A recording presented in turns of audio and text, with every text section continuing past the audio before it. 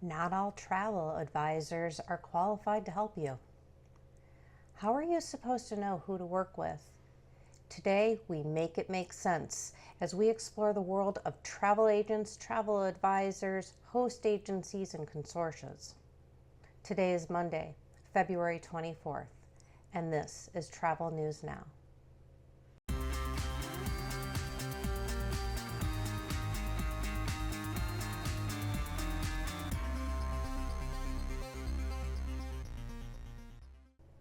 Anyone can become a travel agent.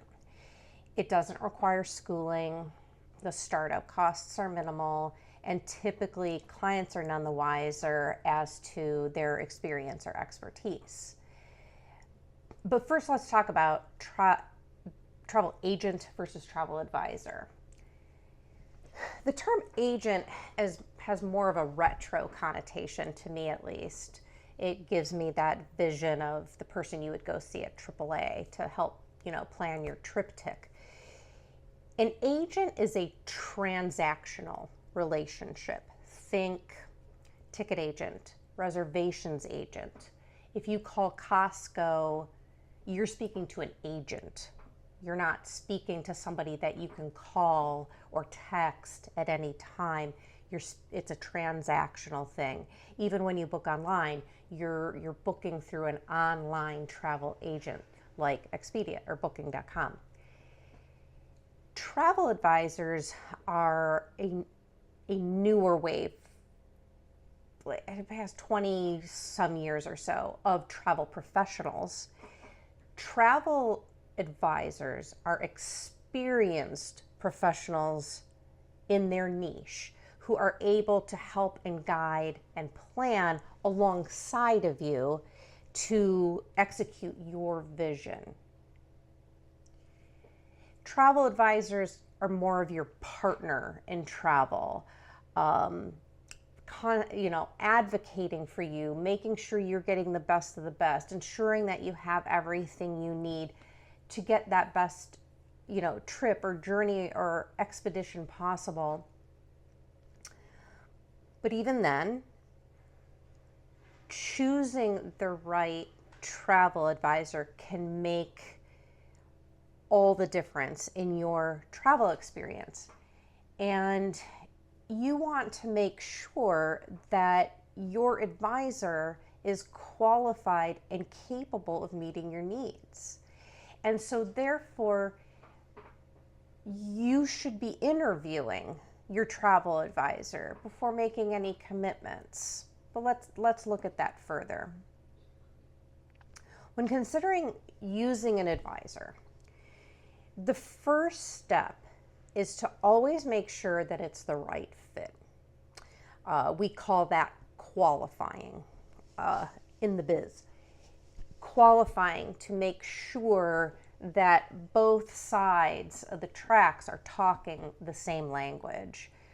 You will be with this individual perhaps years before you take whatever trip you are taking. And so don't assume that the first person that approaches you or that you contact is that right fit. So what should you look for when interviewing or qualifying a travel advisor? Let's explore. Okay. Start by asking questions about their credentials. And this can range all over the place. But are they certified or accredited by any recognized travel industry organizations? And what I mean by that is, for example, the Travel Institute has been around for 60 years training travel associates, what they call travel associates. And they offer multiple tracks of certifications, and you want to see somebody that at least has a certified travel associate designation. This means that advisor has gone through a rigorous program that focuses on the practical knowledge of the travel industry. This is kind of the gold standard when it comes to TA credentialing. So that is one example. The next would be CLIA, or the Cruise Lines International Association. So they represent all of the cruise lines, and they have certification programs such as a certified cruise counselor or an accredited cruise counselor. So those are some things you definitely want to see, especially if you're in planning in cruising. You want to know that they are educated within that niche. You also want to ask if the advisor has any specialization trainings, and even specifically in the type of travel you're looking for. The cruise lines themselves have certification programs. One that comes to mind would be Princess Cruises. They have a rigorous training program that once you graduate, you're considered what is called a Commodore, and that you are fully qualified to sell that product for Princess. So you do want to ask, have you gone through any specialized training? Like Royal Caribbean has like the Bachelors of Adventure or the Masters of Adventure. So you want to make sure that the advisor, one, knows the product, but two, takes their profession serious enough that they are constantly learning and growing with the available tools that are made available to them. An extra credit question, or just to be extra, a question you could ask is, what consortia are they a part of?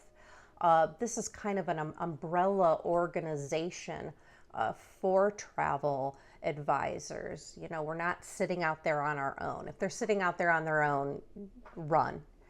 But you want to hear something like Travel Leaders Network or Virtuoso. You want to know that they're part of a consortia, and they're the ones that help advisors to get you more discounted rates, those extra perks. You want to know that they're part of a consortia. And then we want to talk about expertise next. Expertise, or the travel advisor's experience, is also very crucial to know. So ask your advisor, how long have they been doing this? How long have they been selling travel?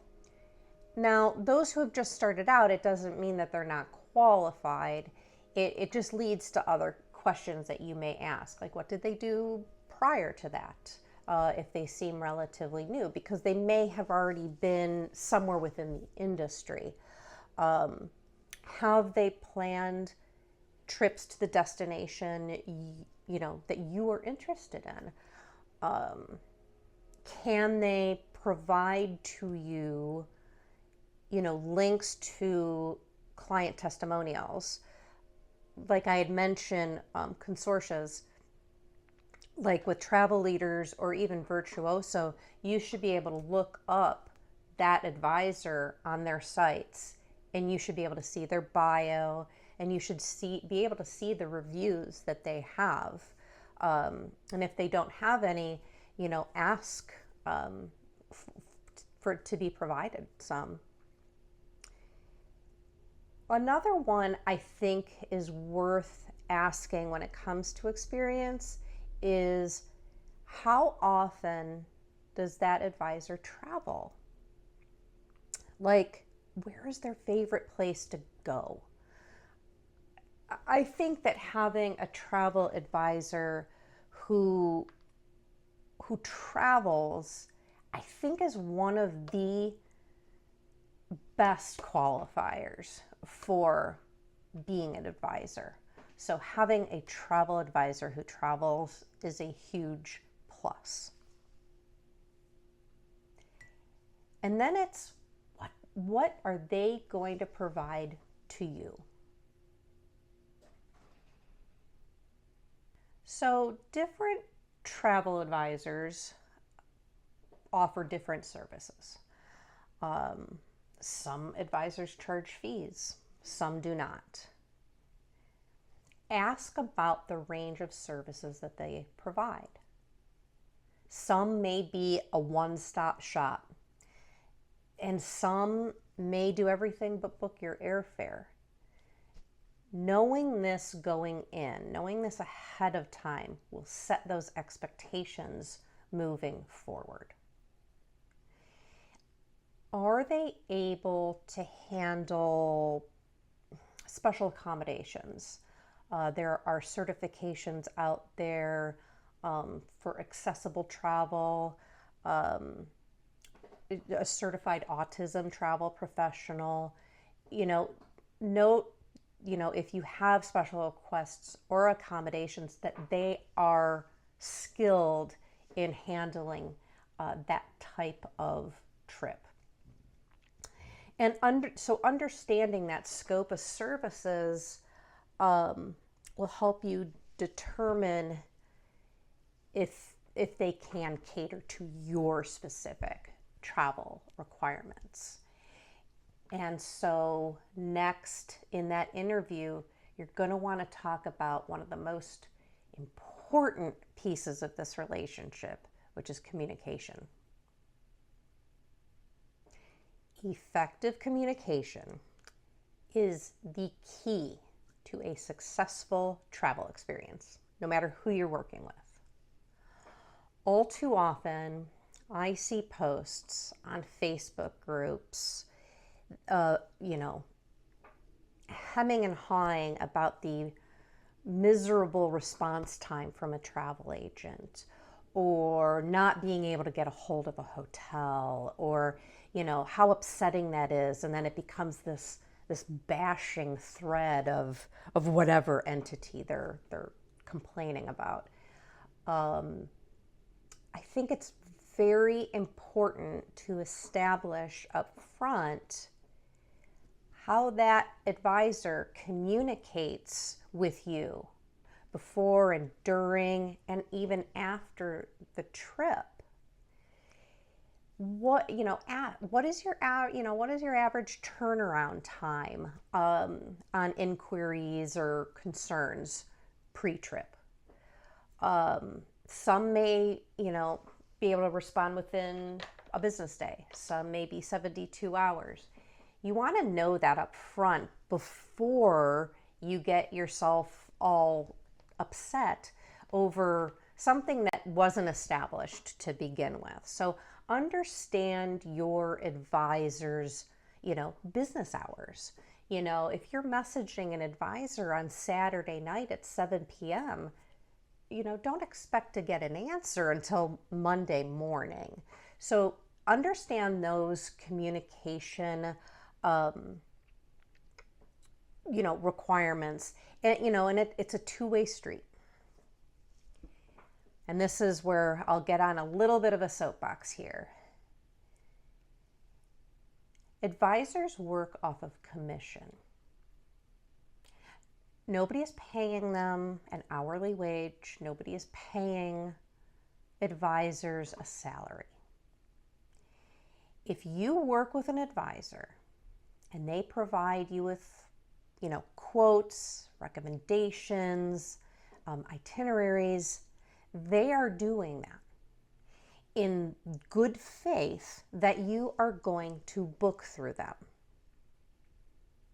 They are not paid if you do not travel.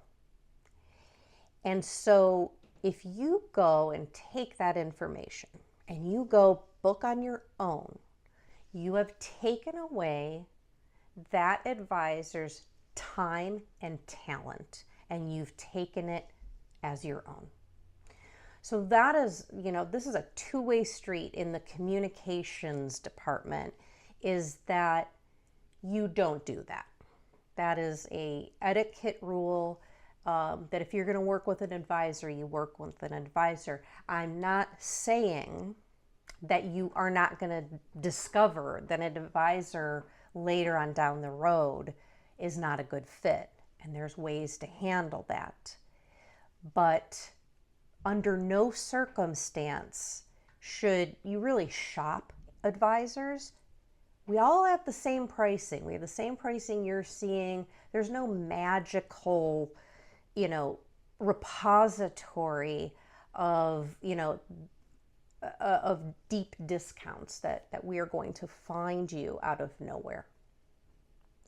So that's just, I've done my soapbox about that, but understand that when you are working with an advisor, that relationship starts when they start to provide you with information about travel.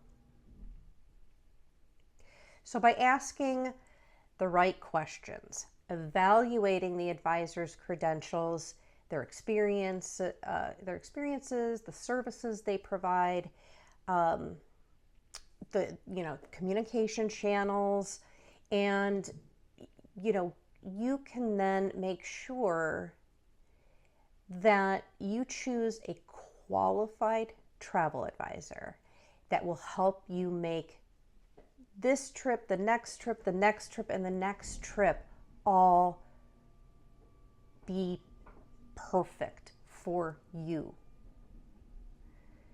Remember that the right advisor is a valuable partner to you. That they are going to help you with your journey. They are going to advocate for you. So choose wisely. Ideally, what you're doing is,